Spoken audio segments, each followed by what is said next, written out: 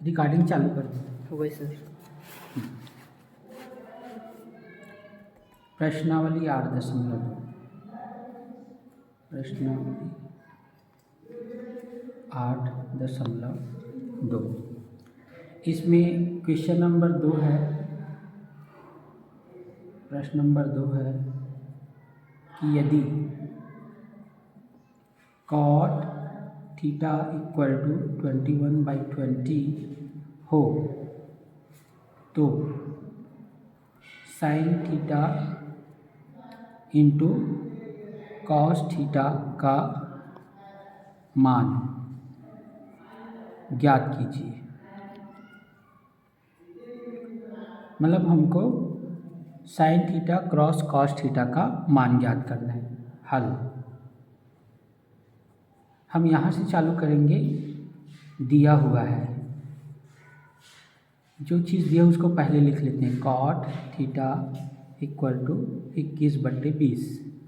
ये cot theta का मान यहाँ पर दिया गया है। अब हम देखते हैं कि कॉट थीटा का फार्मूला क्या है ना। तो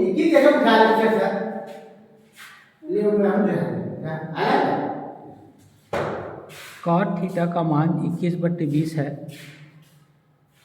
चूँकि फार्मूला होता है कॉट थीटा इक्वल टू आधार बट्टे लंब, आधार बट्टे लंब। तो यह मान कॉट थीटा में रखेंगे। तो कॉट थीटा का मान हो जाएगा आधार बट्टे लंब, है ना। मैंने बताया था लाल बट्टे का करके, लाल बट्टे का। तो लंब बट्टे आधार जो होगा वो टैन का होगा। ये पहला वाला साइन का होगा लंब बट्टे कर्ण। फिर मैंने बताया था आधार बट्टे कर्ण कॉस का फार्मूला होगा और तीसरा वाला टैन का फार्मूला होगा। टैन का फार्मूला होगा लंब बट्टे आधार और इसी का उल्टा होता है कॉट। कॉट का हो जाएगा आधार बट्टे लंब। फिर से टैन का फार्मूला होगा लंब बट्टे आधार, तो कॉट का फार्मूला हो जाएगा आधार बट्टे लंब। तो यह मान कॉट थीटा में रखेंगे आधार बट्टे लंब बराबर 21/20। अब हमारे पास किसका मान है देखते हैं। तो आधार का मान 21 है और लंब का मान 20 है। तो हमारे पास कौन सा मान नहीं है, कर्ण का मान नहीं है। तो कर्ण के मान को हम लोग निकालेंगे। तो कर्ण का मान निकालने के लिए हम जो फार्मूला लगाते हैं उसका नाम है पाइथागोरस प्रमेय से। कौन से प्रमेय से? पाइथागोरस प्रमेय से। पाइथागोरस प्रमेय से हम देखते हैं कि कर्ण का वर्ग बराबर होता है लंब का वर्ग धन आधार का वर्ग। ठीक है। एक्चुअली में हमको निकालना है sine theta into cos theta का मान। तो हम इस मान को निकालने के लिए हमारे पास तीनों मान रहने चाहिए। तीनों का मतलब आधार का मान रहना चाहिए, लंब का मान रहना चाहिए और साथ ही कर्ण का मान रहना चाहिए। हमारे पास आधार तो है, लंब तो है, लेकिन कर्ण नहीं है। तो कर्ण निकालने के लिए हम पाइथागोरस प्रमेय लगा रहे हैं। जब तीनों मान निकल जाएगा तब हम मेन क्वेश्चन में आएंगे। चलो देखते हैं कैसे निकालते हैं। तो पाइथागोरस प्रमेय का सूत्र होता है कर्ण का वर्ग बराबर लंब का वर्ग धन आधार का वर्ग।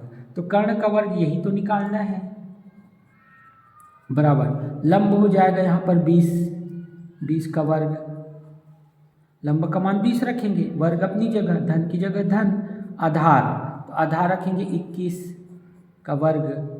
तो कर्ण का वर्ग बराबर 20 को 2 बार करेंगे 20 हम 400, 21 को 2 बार करेंगे गुणा 21 गुणित 21 तो 441, तो 400 और 400 841 हो जाएगा। तो कर्ण का वर्ग बराबर 841।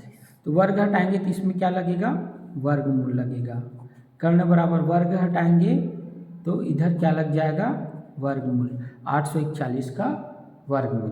तो 841 का वर्गमूल कितना होता है ना। ये आप लोगों को रट लेना है कितना होता है ना। तो 2 दूनी 4, 4 8, 2 2 4, तो यहाँ से हो जाएगा 9 से 9 81 के 8 9 4 36 37 44 44 44 44 44 44 44 44 44 44 44 44 44 44 44 44 44 44 44 44 44 44 44 44 44 44 44 44 44 44 44 44 44 44 44 44 44 44 44 44 44 44 44 44 44 44 44 44 44 44 44 44 44 44 44 44 44 44 44 44 44 44 29 होता है। 841 का वर्गमूल कितना होता है? 29। ये रट लेना, 29 29 841, ये रट लेना है आप लोगों को, है ना। तो ये वर्गमूल निकालने का जो तरीका था ये 8वीं में सिखाया जाता है ना। आप 8वीं में आप लोगों को सिखा चुका हूँ। अब हमारे पास तीनों मान हैं। कर्ण का मान कितना निकल गया? 29। अब हमको निकालना है sine theta into cos theta. ठीक है, साइन थीटा का सूत्र कौन बताएगा? साइन थीटा का सूत्र क्या होता है? लंब बट्टे कर्ण। साइन थीटा का सूत्र हो जाएगा लंब बट्टे कर्ण, पूरा नहीं लिख रहा हूँ, गुणित कॉस थीटा का कौन बताएगा? आधार बट्टे कर्ण। ये पहले लिख लेना, जब भी एग्ज़ाम दिलाते हैं तो ये वाला फार्मूला शुरू में ही लिख लेना चाहिए। तो कॉस थीटा बराबर आधार बट्टे कर्ण, आधार बट्टे कर्ण। चलिए सबका मान पुट अप रखते हैं। तो लंब का मान 20 है, तो लंब की जगह रख देंगे 20। लंब के बाद बट्टे है, नीचे में क्या दिख रहा है? कर्ण। कर्ण का मान कितना रखेंगे? 29। आधार कितना है? 21, और कर्ण फिर से 29। तो हम चारों को गुणा कर लेते हैं और गुणा करने से मान आ जाएगा। 29 29 हम हो जाएगा 841, और 21 शून्य शून्य, और 21 दूनी 42। ये हो गया आंसर। तो ये था प्रश्नावली 8.2 का दूसरा क्वेश्चन, है ना। पॉज करते हैं।